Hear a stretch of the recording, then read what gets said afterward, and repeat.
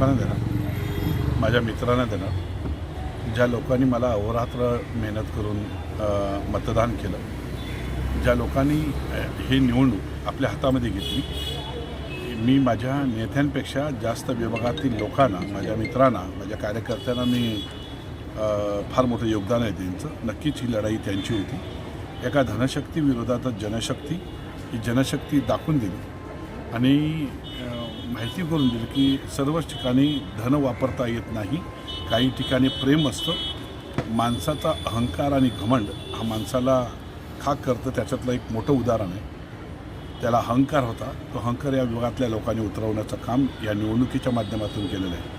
आणि नक्कीच येणाऱ्या काही दिवसामध्ये मी राष्ट्रवादी काँग्रेस पार्टी आदरणीय शरदचंद्रजी पवार पवारसाहेबांच्या नेतृत्वाखाली मुंबई शहरामध्ये काम करून, फक्त एका विभागापुरतं नाही तर मुंबई शहरामध्ये काम करून आम्ही पुन्हा संघटन बांधण्यासाठी आम्ही अहोरात्र मेहनत करणार. या भागातील मी 2 वेळा नगरसेवक झालेलो आहे, ही 3री वेळ आहे. आणि ही लढाई जी होती ती माझ्या आयुष्यातली फार मोठी वेगळी होती.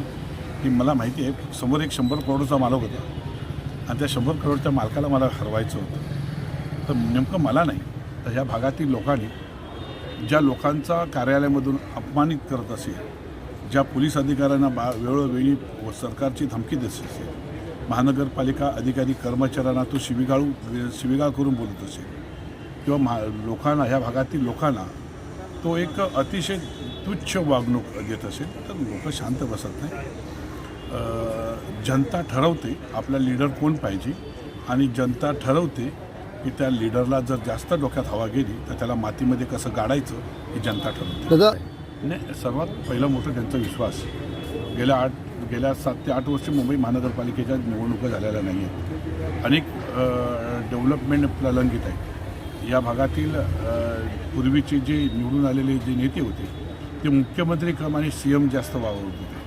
त्याच्यावर या भागाच्या डेव्हलपरना धमकी देणं, या भागातल्या छोट्या मोठ्या उद्योगपतींना धमकी देणं, त्याच्यामुळे सर्वात पहिलं मला त्यांना विश्वास द्यायचा आहे की आता निवडणुका झाल्यात, आता तुमच्या सगळ्यांच्या दुश्मन्या संपलेल्या आहेत. आता आपण कुऱ्हाडगावच्या डेव्हलपमेंटसाठी, या भागातील, या क्षेत्रातील डेव्हलपमेंटसाठी किंवा दिंडोशी क्षेत्राच्या डेव्हलपमेंटसाठी सर्वांना पुढे यावं लागेल. आता आपली लढाई संपली, निवडणुका संपली की दुश्मनी संपते. आम्ही ती संपून विकासाच्या कामावर आम्ही भर घालू आणि लोकांची मनं जिंकू.